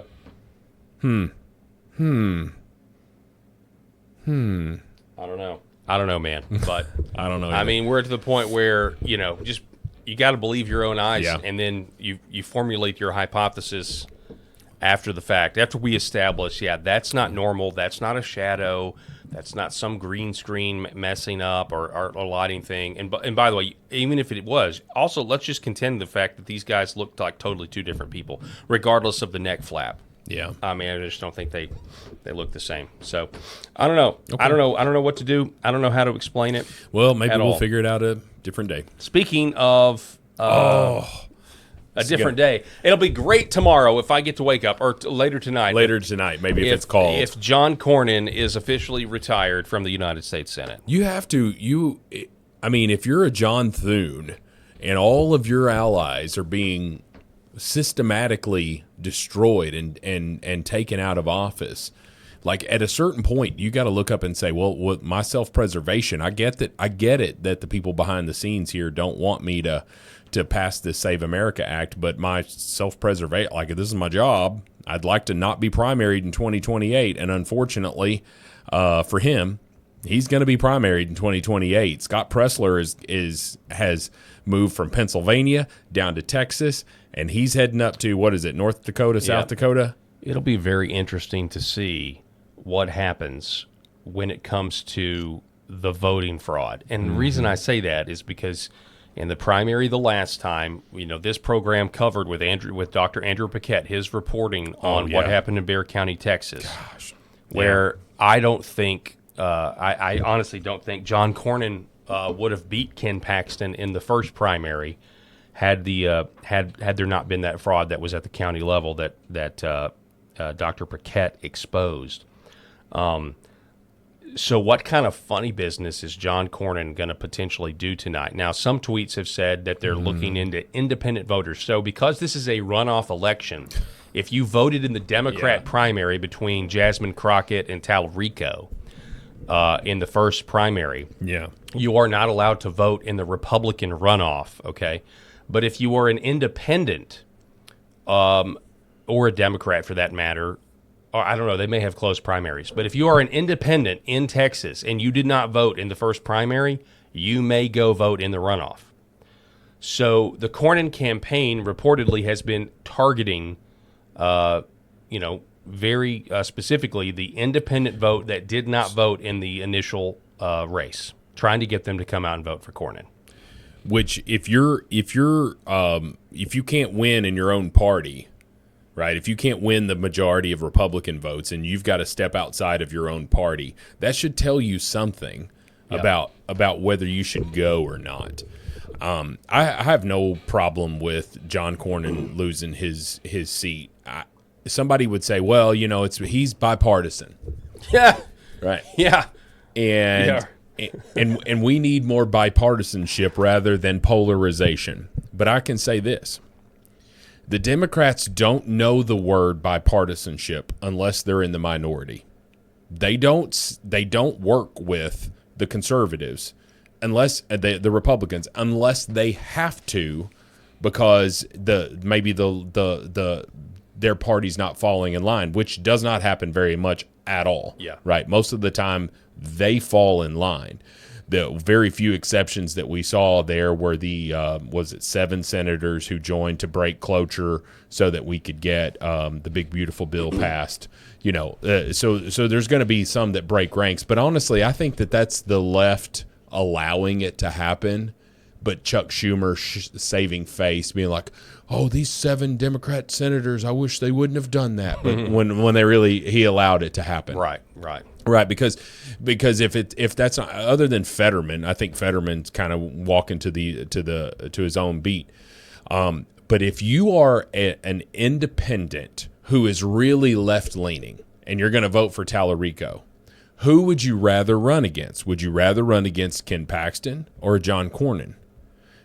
I would surmise that you would rather run against a Ken Paxton. And the reason being is because he is a true conservative Republican. He is America first. Ken Paxton is can be, and I keep using this word sledgehammer, but he can be a sledgehammer in that Senate, not a John Thune lackey, right? So if I look at it, and if I'm an independent who really is not really an independent, I'm a leftist, but I say I'm an independent because you don't want the moniker of being a leftist. Then I would rather my candidate run against a Ken Paxton. A John Cornyn is harder to beat. He's an incumbent, and he has worked with the left on some things. So Cornyn can tout some of that stuff, that bipartisanship. You get what I'm trying to say? Yeah. Oh, yeah. So it's hard for me to think that you're so desperate that you're going to go for independence, because an independent would have to lean right to want to go for you, right? If they're an independent who's leaning left, you got no chance with them. Here is John Cornyn from yesterday, Fox News Digital. You saw what happened to your friend Senator Cassidy a week and a half ago, what happened to Congressman Massey just the other day. How do you prevent suffering the same fate this week? Well, my situation is different. President Trump has called me a friend and a good man, and we've worked with him closely for both terms of office. So I don't see my situation as the same.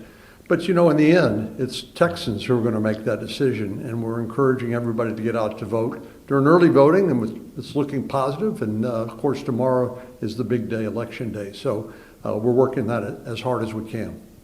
I know you've gotten along with the president. You've helped pass a lot of his agenda over the years. Yep. But just in the last week, obviously, he endorsed your rival. And just on social media, just in the last 24 hours, he called you again very disloyal. How do you push back, or how do you convince voters in a Republican primary that you're with him? Well, I don't know how much more with him I could be than 99.3% of the time. I can't interpret what's in the president's mind, but I have been supportive of him because I want him to be successful. I want America to be successful, and I want Republicans to be successful. But, in the end, as I said, Texans are the only ones that are going to be able to make a choice, and I think Texans can be pretty independent. Yeah, so you saw what happened. Polls close in 2.5 hours. If you're listening in Texas, folks, I'm sure if you're listening, you've already voted, but call somebody, make sure they go out and vote. Yeah. Call your friend, call your neighbor. Here he is from today. Can I say something just negative about I hate to speak about somebody's appearance and all of this stuff, but he just looks like a swamp creature. Maybe he's wearing a mask, Rob. Maybe, and he sounds old. He looks old. He just why the hell do we keep electing? And no disrespect to it is what it is. I mean, people are just so. You're right. I mean, it's ageist. It is ageist to think this, but there's just this it's increasingly obvious that, they're disconnected from reality, the reality of the American experience for Gen Xers and millennials. Sure. They just are totally disconnected from it. Yeah, man. Give me the Tulsies. Give me the Brandon Gills. Give me the J.D. Vances, the Marco Rubios. These people that are still, like, they're old enough to have some experience, although Brandon Gill is really young. He's 33. But Tulsi, she's getting close to 50. J.D. Vance is in his 40s. Marco, I can't remember how old Marco Rubio is, but I would say he's around 50. Yeah. All of that. Old enough to have some experience, but not so old that and again, I'm not trying to say anything about just being old. I'm talking about this guy's length of time in Congress.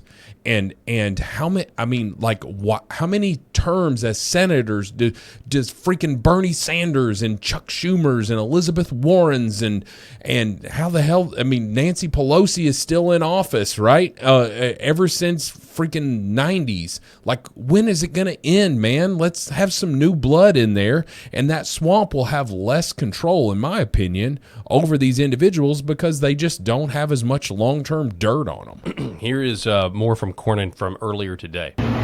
Ronald Reagan famously said that freedom is never more than one generation away from extinction, so that each generation must fight and defend that freedom. Edmund Burke said, "The only thing necessary for the triumph of evil over good is for good men and women to do nothing. So let's do our part by voting May 26th in the Republican primary runoff. I would appreciate your vote." So, quoting Reagan to your point, that is exactly the speech I would expect somebody from his generation to give at this point in time. As if it is like 2000 or 1990. Correct. Like, how many people are going to be voting in this primary today and, early I was voting on the and all fence of that until stuff? he quoted Reagan, and that's what won me over from old Cornyn. He keeps saying Donald Trump likes him. He said Donald Trump called me a friend. Like, listen, I don't know why Donald's being so mean to me. He called me a friend. Like, dude, it's because you are seen as part of the problem. You are seen as part of this. Like, John Thune. Is John Thune the most... Mitch McConnell had a lot of people frustrated with him and all that stuff, but when the chips, like, for the most part, Mitch McConnell in my opinion, did the right thing. Oh gosh, now I say that I start thinking of three or four different things. The only thing I can give Mitch McConnell credit for is the Supreme Court in Roe v. Wade being overturned. Okay, but I'm not a fan of a lot of these justices and what they're saying now. I think they're going to screw the country on birthright citizenship. But will you give Mitch McConnell one thing? He could rally his people. Mitch McConnell was pretty good at getting all of his people to vote the way he wanted them to vote. Yes. He was the leader of the party. I don't think John Thune is the leader of the party. I don't think he is the head senator. I don't think he's the one that is in control of the Republican Party. You may be right. Or John Thune himself doesn't want the SAVE Act to pass. That's what I've been talking about with Eric. Have you ever considered that he does control it? But John Cornyn, Lisa McCaskill, have you ever considered that John Thune is a liar and that he actually doesn't want the SAVE Act to pass, and he's in league with these other senators, the other holdouts, and it's by design? Politicians aren't liars, Paul. Come on. I think you're speaking foreign talk here. Maybe it's something we should consider. So CNN is at the polls, and they have interviewed a Cornyn voter and a Paxton voter. Let's listen to this coverage. Let's hear it. I was torn because I was going to go with Cornyn, but then Trump backed, and I like who he backs, and so I went Republican. You know what? Screw you, CNN. That is not the average Texas voter. Screw you. I hate CNN. I hate CNN. But that's well played. That's well played. Like, if you've got that in your pocket, if you're CNN. Yeah, I was going to vote for Kronos. Kronos. The Titan that Lord have mercy. That was defeated by Zeus. But I decided because Trump said Paxton, I voted for him. You know? No. She didn't just say. She didn't just say because Trump said Paxton. She goes because Trump, backed Paxton, so I voted Republican. Bitch, they're both Republicans. Knock it off. All right, one more time. I was torn because I was going to go with Cornyn. Mm-hmm. But when Trump backed, and I like who he backs, and so I went Republican. So the president's endorsement was the deciding factor. The power of Trump's endorsement. I made one vote, and that was for Cornyn. And why is that? Primarily because he's not supported by Trump. Oh, so President Trump's decision to endorse Paxton went against Absolutely. him. And why is that? I think he's ruined my Republican Party. I think he's divided America. I think he's bad news. And I still lean Republican, so I voted for Cornyn. Yeah, I mean, so somebody brought up in the comments one thing I did think, this lady in the Beatles shirt, which awesome shirt, by the way, but she, may have just been really nervous. You're being interviewed on live television. This is true. This is true. I've never ever been. It does on show live you. I'm sorry. television. It doesn't give me great confidence in like independent thought at all. When she's like, well, it's going to vote for that guy, but then Trump backed him, and so I'm vote this way. But it does show you. You can't deny. It shows you the power of President Trump's endorsement, and Sure. President Trump says, "Hey, this is where we're going," and so. I think there's going to be a lot more ladies like this than there are men, men like that. She's not the only one who has voted that way, and CNN wants to put her out there as some sort of representative of the average Texan in the voting in this primary. But how many times have we see? Good grief! Let's talk about 2024 and people that were interviewing black women and just saying, "Who are you voting for?" "Oh, I'm voting for Kamala Harris." "Well, why are you voting for her?" "Well, because she's a black woman." "Well, yeah, but why are you voting for her?"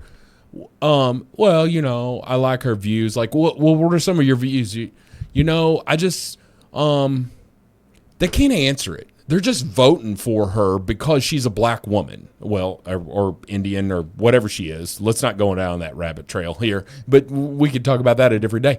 But so we got the uneducated voters, the uninformed voters on both sides of it here. But you cannot deny, to your point, Paul, the power of Donald Trump's endorsement. He still has a hold of this Republican Party, whether that second guy, who I really question whether he's a Republican or not. No, I agree. I think he was one of those independent. Yeah, he's an independent. He's left leaning. He hates if you call yourself a Republican and you hate Donald Trump, you're probably not a Republican. Yeah. At least not anymore. Yeah. Right. And so that's the two people that they chose to air. I'm sure they interviewed some other people that probably gave way more insightful answers, but they can't do that. They can't be CNN. All right, we're going to take a quick break and reset here, and when we come back, we're going to talk about Alabama and how a 3-judge panel has now ruled that Alabama's new congressional district, the other one was redone because the Supreme Court said, hey, you can't have racially gerrymandered districts, and so the court allowed Alabama to change their map. They changed it. Now a 3-judge panel is saying that map is discriminatory, enforcing the old map back on the state. The old map that the Supreme Court said could be changed in light of their ruling in Louisiana that said you can't have racially gerrymandered districts. So we're going to talk about that when we come back. Don't go anywhere. This is the Paul Harrell Program. Thanks so much for being with us. For centuries, light has been used to heal.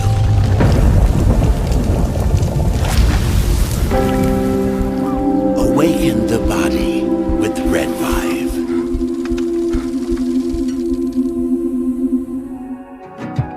Why is Red Vibe different? What sets it apart? What sets us apart from the standard red light panels? This is a medical grade device, and what that means is the red light bulbs and the near infrared bulbs have very specific wavelengths. If you think about the wavelength as the medicine, the 635, the 670, the 810, the 850, those were specifically chosen because those are the most powerful effectors of the cells. So those specific wavelengths, when they get into our body, when they affect our tissue, they spike energy production, they help with nerve pain control, they increase stem cell counts. There's very specific mechanisms that those specific wavelengths work at, and that's the medicine. So if you think of, say, medicine as an Advil or a specific steroid or a blood pressure medication, the wavelength is the medication.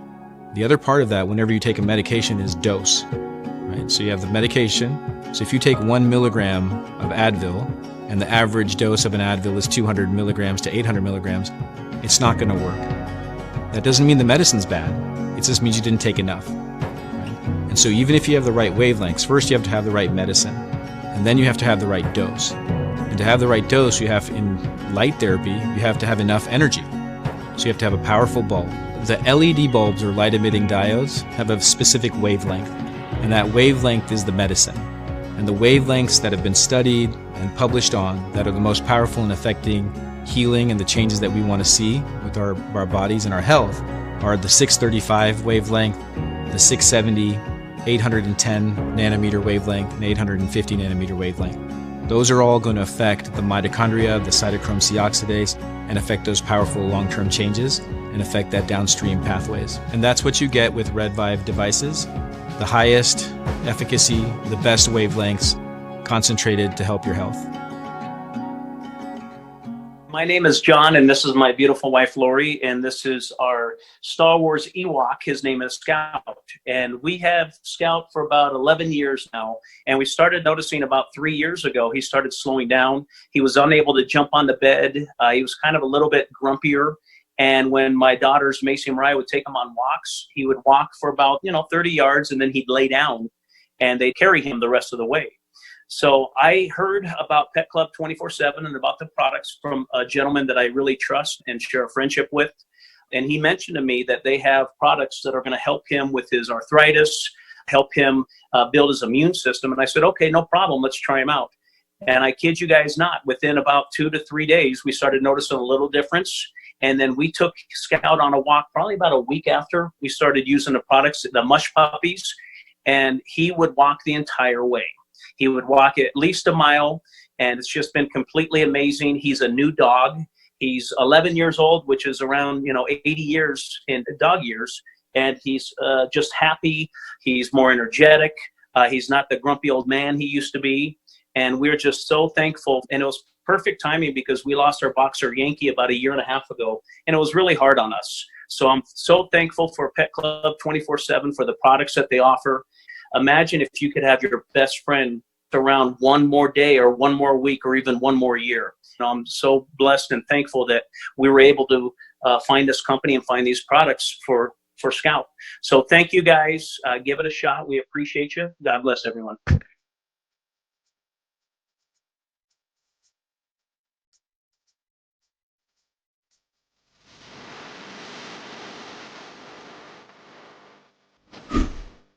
The Paul Harrell Program. Welcome back, folks. Thanks so much for being with us. I want to make sure that you like and subscribe to the LFA TV Rumble channel. And if you're watching on YouTube, please like and subscribe to the Paul Harrell Program YouTube page. We would very much appreciate it. Paul Harrell Program. You also find us on Rumble. Would appreciate it. A 3-judge panel has found Alabama's 2023 map as intentionally discriminatory, issuing a preliminary injunction blocking its use for the 2026 midterms. The map flipped a blue-leaning seat to a red-leaning seat. I don't know why the tweet says 2023 because they just literally did it today. This month. Alabama's done that. So it's an interesting conundrum, Rob, because we're basically in a situation where the Supreme Court said you can't have racially gerrymandered districts.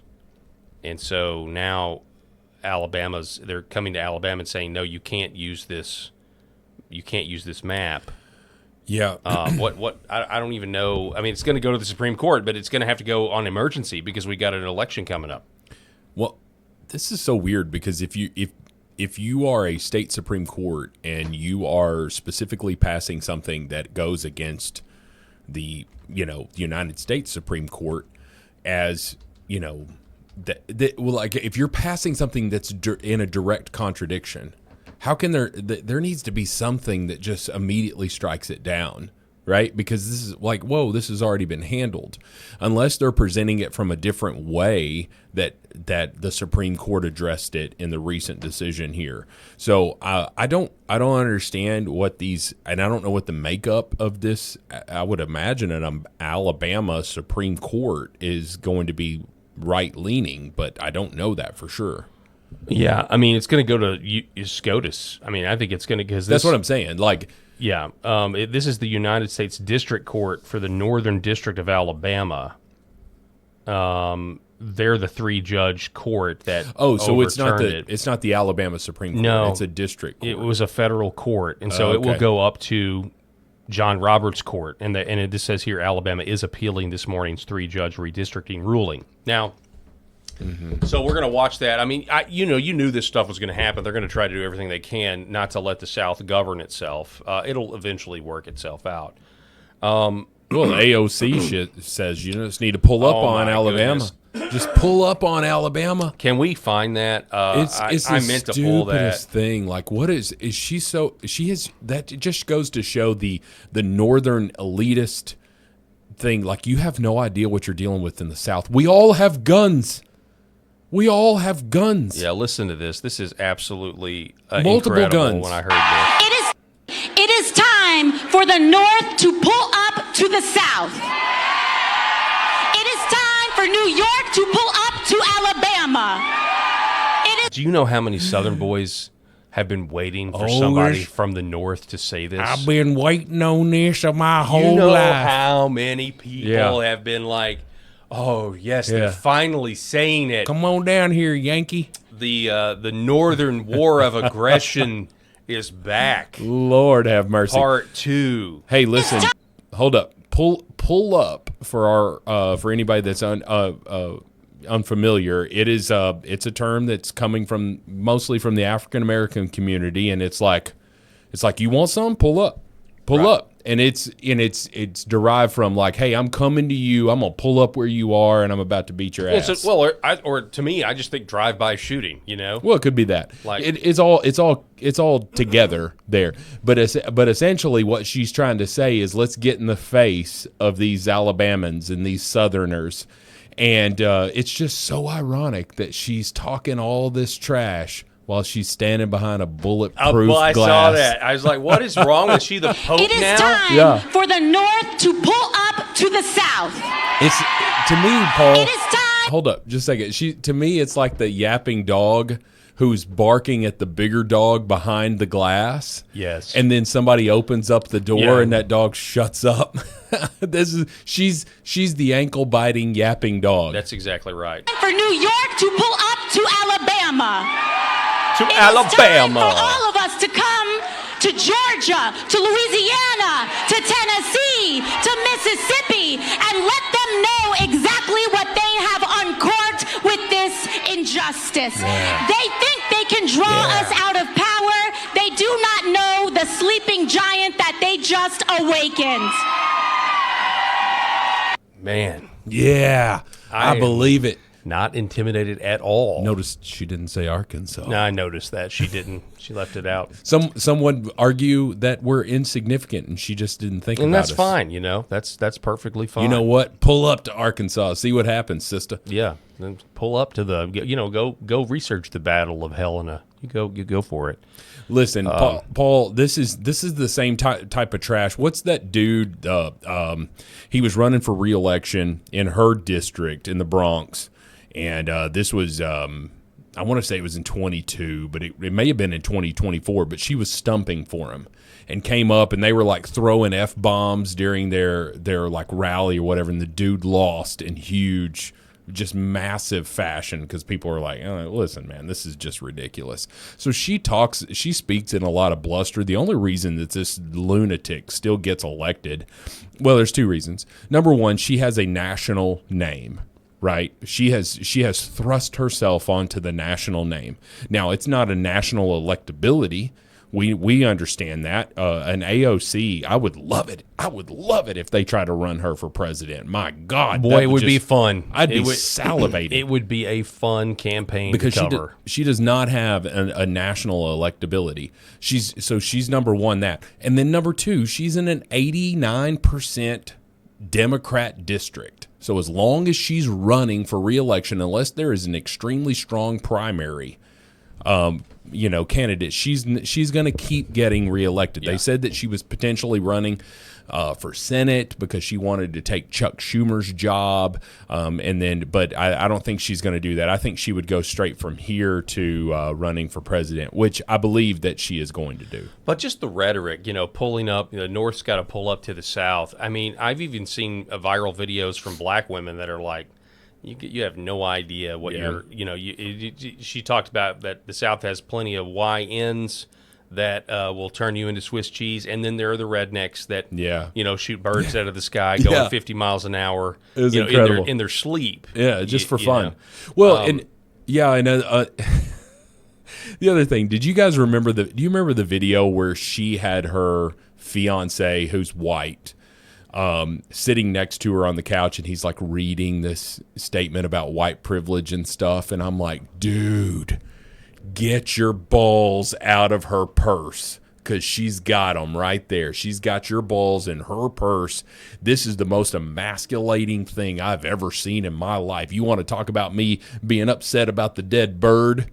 Okay, my wife is not making me read a statement on white privilege. On white privilege, just because I'm a low testosterone leftist. Matt Gaetz said that when he was in Congress that AOC was actually, a lot chiller off the camera and would actually a lot of this is for show. But she would actually talk to younger members on the Republican side, like Matt Gaetz. But then January 6th happened, and she refused to talk to any of them all of a sudden. Well, it was their Super Bowl. And they still talk about January 6th, man. Yeah. They still talk about it 6 years later or 7 years, however long it's been. In other news, Eric Daugherty says there's been a rhino betrayal in South Carolina. The state Senate there has blocked the advancing of the 2026 redistricting map there. It would have been a 7R0D map. The vote was 20-24. Nearly a dozen Republicans joined Democrats. People are now saying to Indiana, South Carolina. It appears this will fail, and Democrat Clyburn, who's held a cheated-in seat for 33 years, will get to keep his seat for 2 more. And that dude's like 88 years old. Yeah, and this is the list, apparently. We have whoever the senators are in South Carolina. Eric Daugherty says Bennett, Campson, Cash, Cromer Davis, Hembry, Johnson, Massey, Peeler, Rankin, Stubbs, and Zell. These are the Republican senators in South Carolina. They're state senators here. Yeah, state obviously. Senators that have essentially, they've done this to save a Democrat seat, and Clyburn's. I don't know. Do you think it's more about Clyburn or it's about the Democrats? I don't really because know. Clyburn has we can't be naive. Clyburn has a strong hold of the Democratic Party. In that state. Everybody has, and maybe it changes with the day, but most people, when you come to an issue, you can kind of have the minutia view and the 30,000-foot view. Okay. I don't know what the 30,000-foot view, political view of these Republican senators are, but I know what it isn't. It is not a 30,000-foot view that believes that their voters' lives are their way of life is under threat by living under Democrat rule. They do not believe that threat is great enough to redistrict out the Democrats when you have the political power to do so. They do not believe that a Democrat-controlled Congress would be a terror to the people of South Carolina, not just the ones in Clyburn's district, but all of them. They don't believe that. They don't believe it's time to use the political power this way. They don't care about their own voters in the way that other people do. I mean, they actually hate them. There's the other. We're assuming that they're voting on principle here and not an actual malicious. It's not. Is it a malicious vote where they actually? No, I'm sorry. We don't want one party rule in our state because I mean I don't know. Fill in the blank.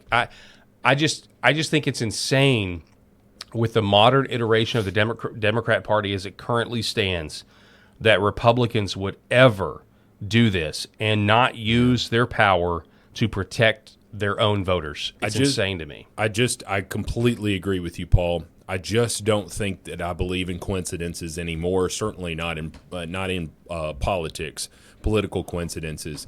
And if I remember this correctly, this vote was after Clyburn announced his reelection bid, right? And Clyburn runs unopposed. And if you're in our comments or there, if you're a viewer here and you don't realize the power that Clyburn held, he handed the presidency to Joe Biden. He handed it to him because Joe Biden was getting slaughtered. Super Tuesday hadn't happened yet, right? But the early primaries. What are the first ones there? New Hampshire, Iowa, all of that. So Joe Biden was losing. The dude was about to be out of this thing. And then Clyburn came out and endorsed him. He won. Joe Biden won South Carolina, and then he just took off from there. Clyburn delivered the presidency to Joe Biden. That and the 81 million fake voters, however many were fake. Not all 81 were, but anyway, you get what I'm trying to say. Clyburn has a huge thing there. So I wonder if that decision was more about Clyburn's control versus them trying to do the right thing. I don't know. But regardless, I think that those are the same people that will have a masked gunman at their front door and say, hey, do you want to come in for coffee and let's talk about it? They're the ones that are going to continue to invite this enemy in.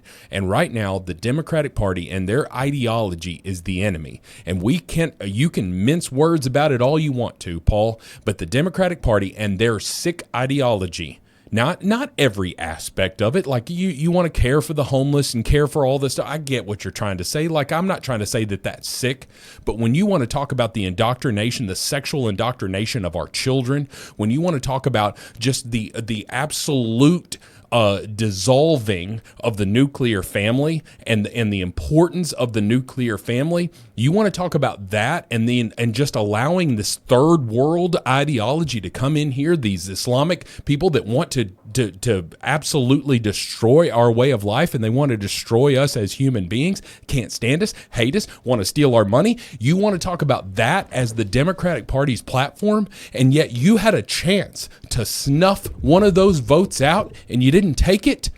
You have a gun at your head and you're wanting to talk the gunman down because you don't really think that it's a threat, and you're going to lose your life over it. I agree. I mean, yeah, I know this is figuratively speaking. Yeah. Mark Lynch sums it up. He says, if Lindsey Graham wanted South Carolina to pass redistricting, then it would have passed. Lindsey doesn't want it passing because Lindsey is very close with James Clyburn. Very astute political instincts by Mark Lynch to bring this local issue into the statewide Senate race. Really, South really Carolina, good there. Please vote for Mark Lynch. Amen. And get Lindsey Graham out of there. Folks, that's all the time that we have for this edition of the Paul Harrell program. We really appreciate you being with us. And we will be back here tomorrow. I want to give a shout out to Red Vive Health, New Horizon Real Estate, Gateway Sight and Sound, Pet Club 247, and Sherrod Chiropractic. And we will see you guys tomorrow.